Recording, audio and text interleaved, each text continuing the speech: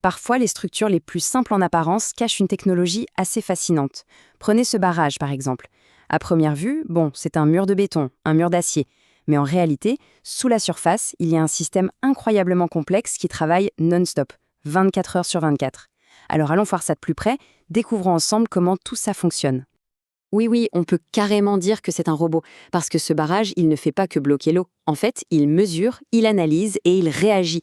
Tout ça en permanence et sans aucune intervention humaine. C'est une sorte de gardien intelligent qui veille sur la rivière et sur tout ce qui en dépend. Pour bien comprendre pourquoi on a besoin d'un système comme ça, il faut se rappeler une chose essentielle sur nos cours d'eau, ils ont un double visage. D'un côté, ils sont une source de vie, c'est évident. Mais de l'autre, ils peuvent devenir une vraie menace. De fortes pluies, et hop, on a des inondations. Une période de sécheresse, et la rivière devient presque inutile. C'est justement cet équilibre hyper fragile qu'il faut arriver à gérer. Voilà, tout est dit. Il faut réussir à maîtriser cette puissance naturelle qui peut être imprévisible.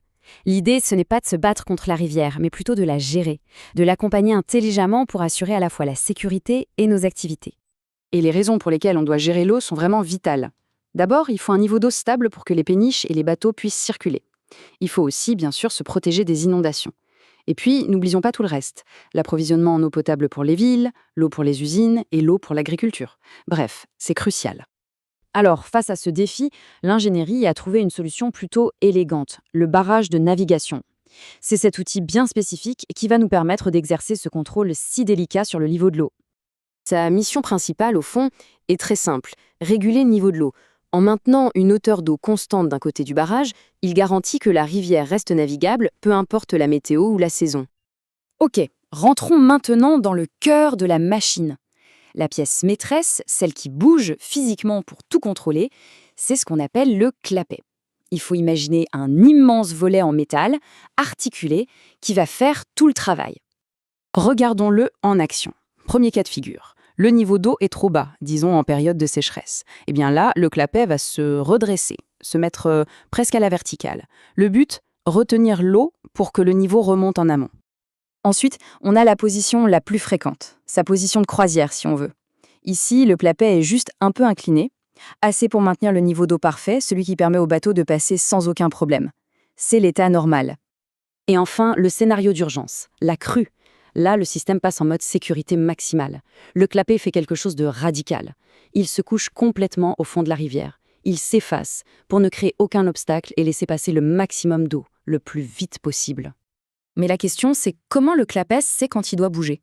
Évidemment, il ne décide pas tout seul. Derrière ces mouvements, il y a un système de commande entièrement automatisé. Un vrai cerveau qui pilote toute l'opération. En fait, ce cerveau, c'est un trio qui travaille main dans la main.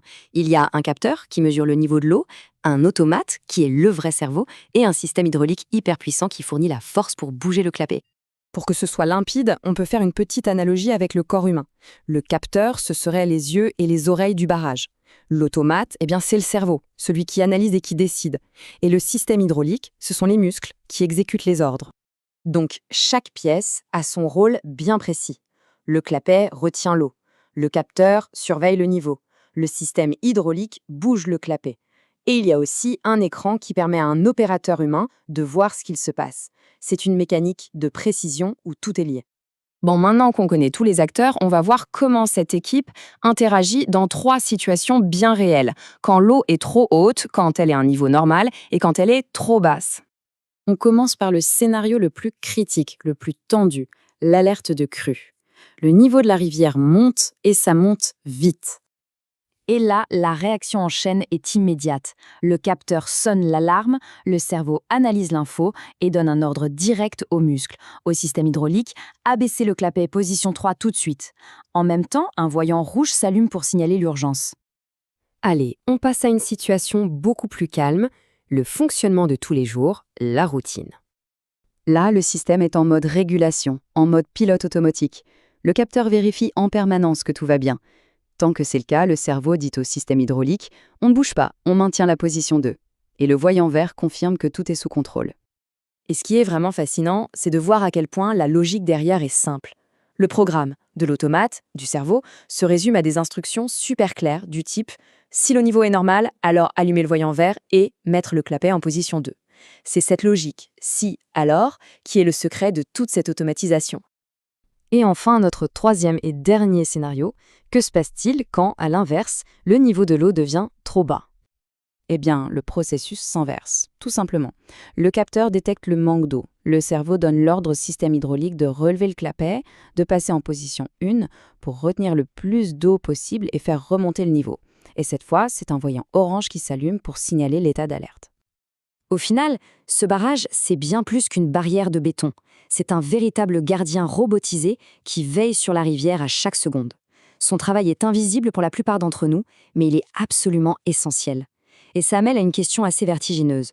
Combien d'autres gardiens silencieux comme celui-ci sont en train de gérer notre monde, là, maintenant, sans même qu'on s'en rende compte?